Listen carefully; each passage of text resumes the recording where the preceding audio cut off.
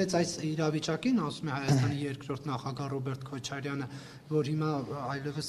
այդ քայլերը անելուց հետո մի հատ էլ Ռուսաստանին ասում ենք սա ինչի չեք անում մեր համար, այն մեկը ինչի չեք անում, Քոչարյանը կարծում է, որ եթե մենք այդ ուղղությամբ համագործակցենք նրանց հետ, նաև իրենցից կկարողանանք ինչ-որ ակնկալիքներ ունենալ։ Դուք սա ինչպես եք մեկնաբանում։ Ես կարծում եմ, որ Ռոբերտ Քոչարյանը ռուսական շպիոնի կարգավիճակ ունեցող մարդ է Հայաստանի Հանրապետությունում։ Դա իմ կարծիքն է, ես փաստեր չէ, որ փաստեր ունենամ կդիմեմ, ես քաղաքական գործիչ եմ եւ ես քաղաքական հայտարարություն անելու ազատություն ունեմ։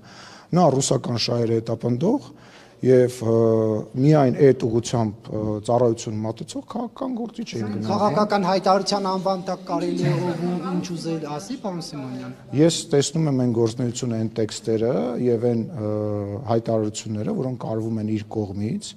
եւ դա իմ քաղաքական գնահատականն է, որ երբ որ դու հայտարարություն ես անում, որը կատարյալ ձևով համընկնում է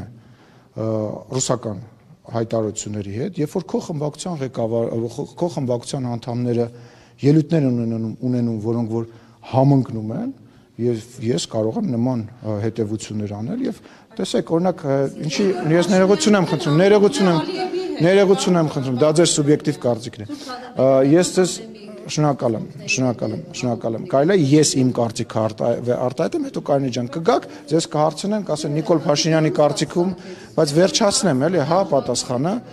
եւ նաեւ գաղտնիք չէ, օրինակ Ռոբերտ Քոչարյանի կողմից սատարված եւ Ռոբերտ Քոչարյանին քաղաքական առաջնորդ համարող Գյումրիի քաղաքապետը հայտարարում է, որ ինքը տեսնում է Հայաստանը, Ռուսաստան, Բելարուս միութենական կազմի մեջ եւ սենց բազմաթիվ օրինակներ կան, որը որ ինձ թույլ է տալիս նման պնդում անել։